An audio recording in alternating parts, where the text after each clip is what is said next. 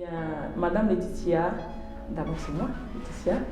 Je suis kinésithérapeute, originaire du Bas-Congo. Je suis née à Kinshasa.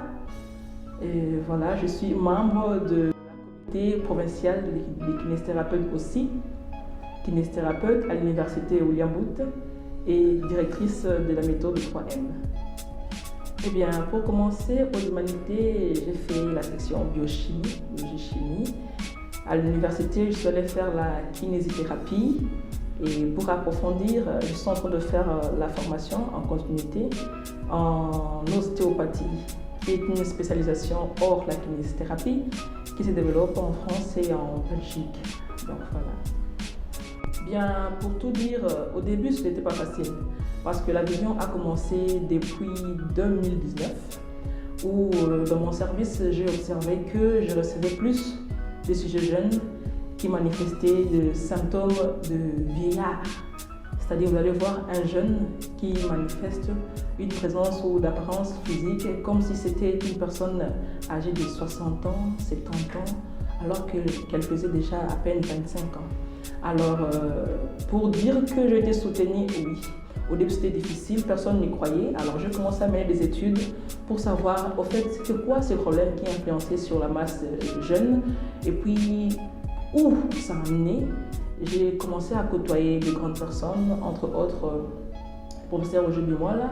J'en ai fait part et jusqu'à présent, il m'a accompagné à ces projets. Également, l'ostéopathe Bertrand Kabassou, qui d'ailleurs dans son cabinet j'ai évolué, m'a soutenu.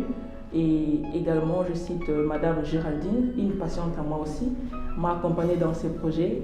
Eh bien, au début, ce n'était qu'un rêve, je n'y croyais pas, mais maintenant, je crois que même s'il y a des gens qui découragent toujours, j'avance et j'ai de l'espoir dans ça. Bien, c'est comme j'ai dit tout à l'heure là, ma vision est née depuis 2019.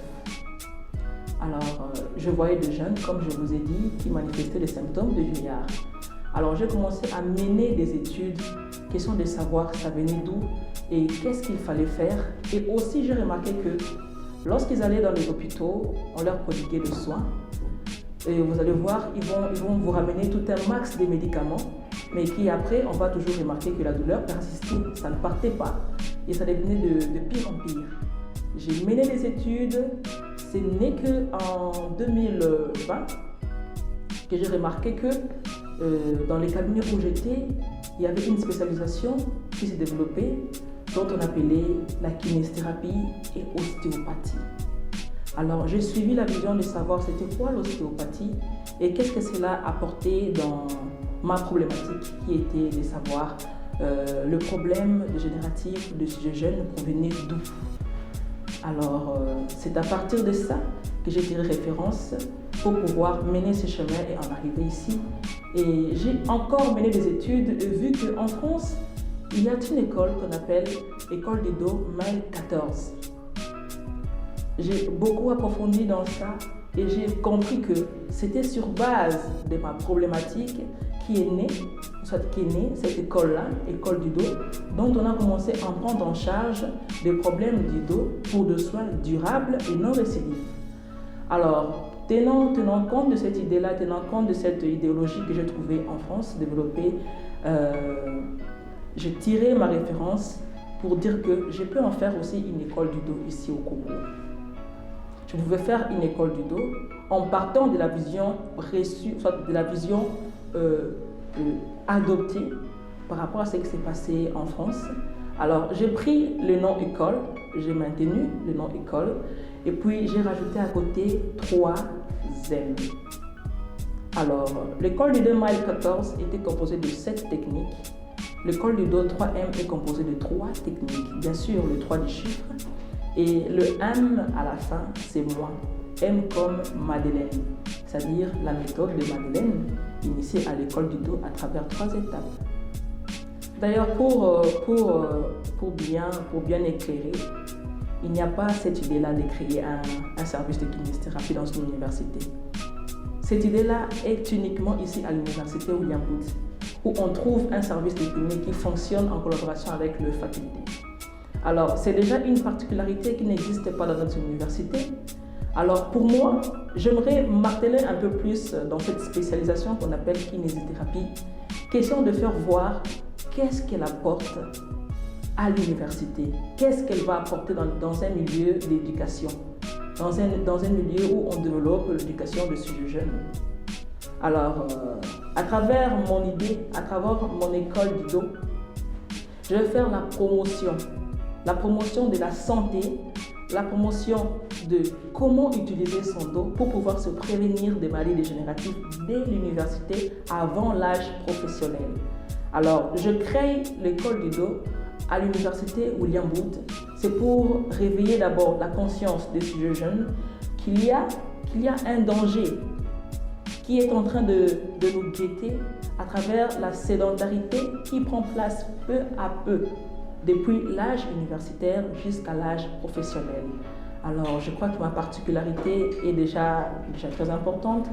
Il n'y en a pas dans d'autres universités, c'est déjà ça, la première des choses. Et de deux, nous voulons former des jeunes en bonne santé. Nous voyons cette idéologie-là que aujourd'hui, si nous donnons, ou soit si nous mettons sur le marché des sujets jeunes qui sont en bonne santé, c'est pour nous une garantie.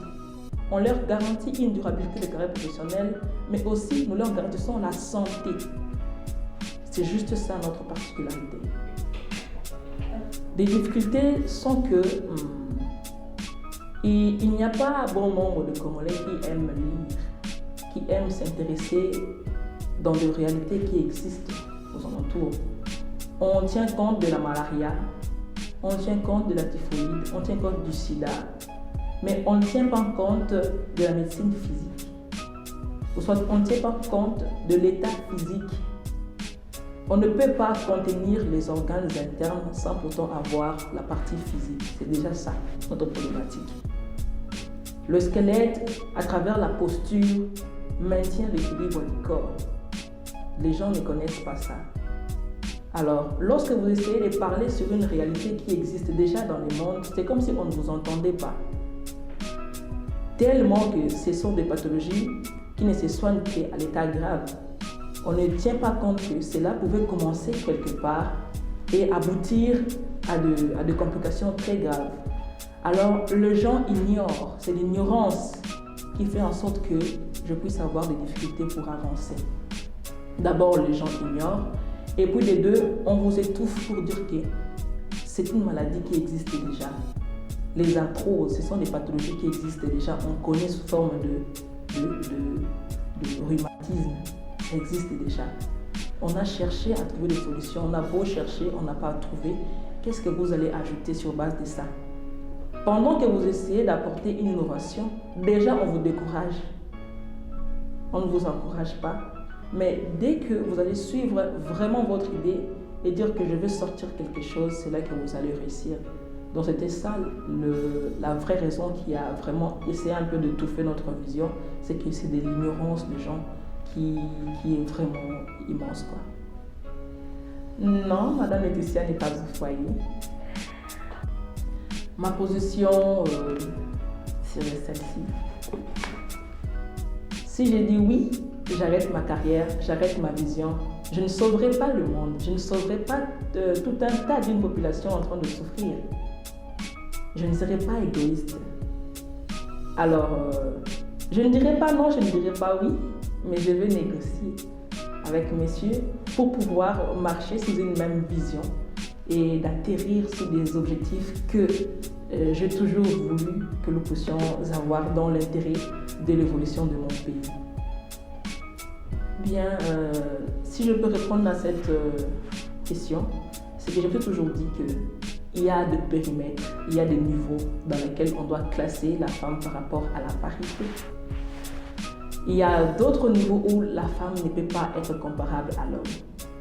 Mais si on doit parler sur base de milliers, dans notre société par exemple, dans l'évolution, la partie professionnelle, la femme peut aussi faire mieux que l'homme. Je peux dire ça.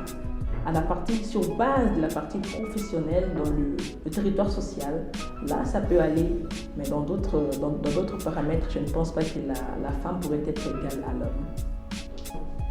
Alors, il y a toujours une citation qui m'a motivée de bien vouloir travailler et d'innover.